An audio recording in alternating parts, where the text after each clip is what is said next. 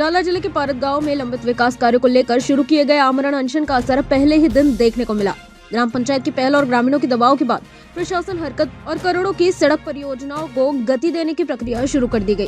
उप सरपंच शेखर श्रीवास्तव के नेतृत्व में पारद ग्राम पंचायत द्वारा शुरू किए गए आमरण अनशन को प्रशासन ने गंभीरता से लेते हुए बुधवार को महावितरण, सार्वजनिक निर्माण विभाग और शिक्षा विभाग के वरिष्ठ अधिकारियों को अनशन स्थल पर भेजा। अधिकारियों ने आंदोलनों से चर्चा कर उनकी मांगों का जायजा लिया। आंदोलन के दबाव का असर ये रहा कि करीब 2 वर्षों से लंबित पारद धामनगांव सड़क परियोजना, जिसकी लागत लगभग 8 करोड़ रुपए है, आखिरकार शुरू कर दी गई। साथ ही महावितरण से जुड़े कार्यों को भी गति मिलती दिखाई दी। शिवसेना उद्धव बालासाहेब ठाकरे के उप जिला प्रमुख मनीष श्रीवास्तव ने बताया कि लेहा पारद खुर्द पारद धामनगांव मार्ग के लिए निधि 2 साल पहले ही स्वीकृत हो गई थी, लेकिन प्रशासन देरी के कारण काम अटका हुआ था। अनशन की चेतावनी के बाद अब निर्माण कार्य जमीन पर उतरता नजर आ रहा है। इसके अलावा अनवा, जलगांव, सपकाल, हिसोड़ा, लेहा, पारद और धामनगांव को जोड़ने वाले सड़क मार्गों के लिए करीब 20 करोड़ रुपए की मंजूरी भी मिल चुकी है। प्रशासन ने भरोसा दिलाया है कि अनवा से हिसोड़ा तक का काम भी जल्द शुरू किया जाएगा। 2 वर्षापूर्वी मंजूर झालेला लिहा ते पारद धामनगाव रस्ता हा सुरूच करण्यात येत नव्हता। उपोषणाचा इशारा दिल्याच्या नंतर 2 वर्षापूर्वी मंजूर झालेल्या या रस्त्याच्या कामाला आता मुहूर्त मिळाला।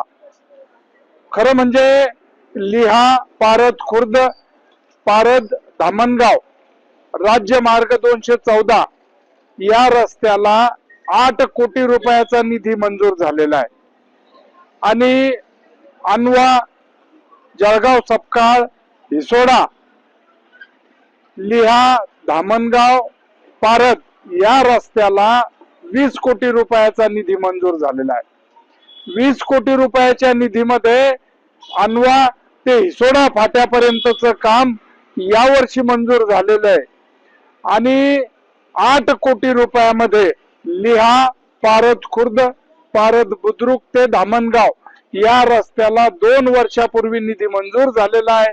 हे काम मंजूर झालेलं आहे, याची टेंडरिंग झालेली आहे, एजन्सी फायनल झालेली आहे, फक्त कामाला सुरुवात होत नव्हती आणि या पारद पंचक्रोशीतील सर्वसामान्य जनतेच्या अत्यंत महत्वाच्या अडचणी होत होत्या।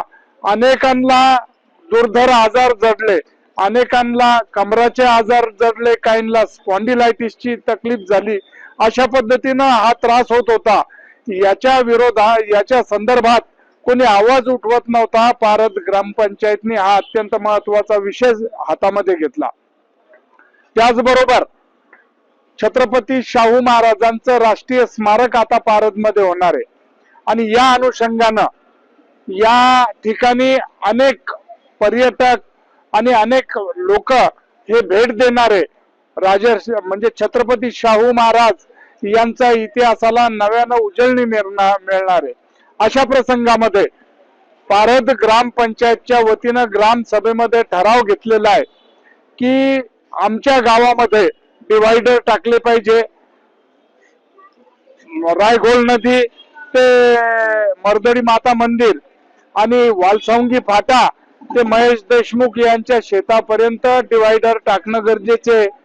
त्याचबरोबर ग्रामपंचायतनी सातत्यानं मागणी केलेली आहे की सार्वजनिक बांधकाम विभागाने त्यांची स्वतःची हद्द आणि ग्रामपंचायतची हद्द निश्चित करून आमच्या गावामध्ये दुतर्फा नाल्या काढावे, ज्यामुळे आम्हाला सांडपाण्याचं व्यवस्थापन करण्यामध्ये मदत होईल। खरं म्हणजे आज इतकी वाईट परिस्थिती आहे, रस्त्यावर ते सांडपाणी येऊन जातं। त्याच्याकडे त्या संदर्भामध्ये सातत्यानं सार्वजनिक बांधकाम विभागाला आम्ही पत्रव्यवहार केले, परंतु ते दाद देत नाही। त्यामुळे शेवटचा हतियार म्हणून या ठिकाणी उपोषणाला ग्रामपंचायत पारद ही बसलेली आहे। त्याचबरोबर या ठिकाणी अनेक अशा समस्या आहेत ज्या सोडवण्यासाठी खऱ्या अर्थानं प्रशासनानं मदत करणं गरजेची आहे।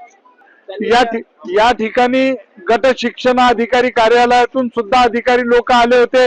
आमच्या पारद गावामध्ये सातत्यानं आमची मागणी राहिलेली आहे की 7 उर्दूच्या खोल्या आमच्या डिसमेंटल केल्या होत्या। त्या उर्दू प्राथमिक शाळेच्या 2 खोल्या मंजूर आहे, परंतु 5 खोल्या अजून मंजूर झालेल्या नाही. त्याचबरोबर जी उर्दू शाळा ही मराठी माध्यमाच्या शाळेमध्ये भरते, तिथे सुद्धा खोल्यांची अडचण आहे आणि 4 मराठी माध्यमाच्या शाळा खोल्या या नादुरुस्त असून केव्हाही पडू शकतात, त्या धोकादायक आहे. त्या पाडून त्या ठिकाणी नव्यानं मराठी माध्यमाच्या 4 शाळा खोल्या मंजूर करण्यात यावा, या दृष्टिकोनातून आम्ही त्यांना इशारा दिला. गट शिक्षणाधिकारी कार्यालयाच्या मंडळीच्या बरोबर चर्चा झाली. त्यांना सांगितलं आमच्या भावना माननीय शिक्षणाधिकारी, माननीय मुख्य कार्यकारी अधिकारी आणि माननीय जिल्हाधिकारी साहेब यांच्याकडे त्यांनी पोहोचवाव्या आणि तात्काळ उपाययोजना करून तात्काळ आमच्या गावाला 5 शाळा खोल्या मंजूर करण्यात याव्या. आज अधिकाऱ्यांनी भेटी दिल्या, त्यांच्याकडे प्रतिक्रिया होती. त्यांचा पण सकारात्मक प्रतिसाद होता. त्यांना वाटत होतं की खरोखर या गावाची लुबाडणूक आणि फसवणूक व्हायला लागली. या ठिकाणी जे ग्रामपंचायत मागणी करते ती रास्त आहे. आता गट शिक्षणाधिकारी कार्यालयाला मर्यादा आहेत, त्यांच्या वरिष्ठ पातळीवरून त्यांना ते काम करावं लागणार आहे. तसंच महाराष्ट्र राज्य वीज वितरण कंपनीला सुद्धा मर्यादा आहेत. त्यांच्या कार्यकारी अभियंता, त्याच्यानंतर अधीक्षक अभियंता यांच्या माध्यमातून त्या मंजूर करावं लागणार आहेत.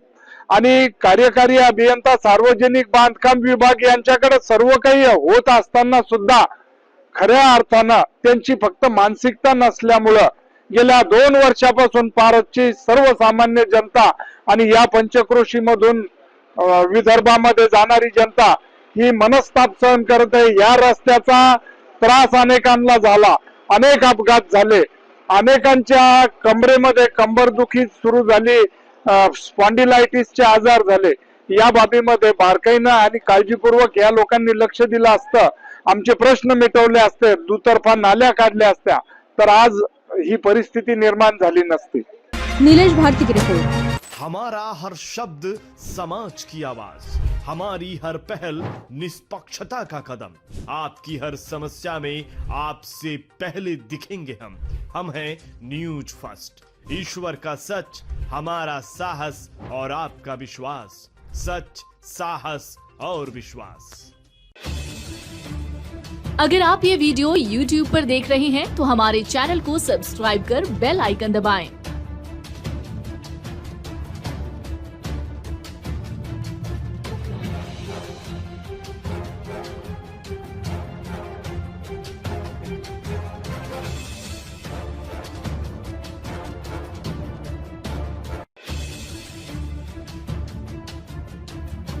और Facebook पर देख रहे हैं तो हमारे पेज को लाइक करें.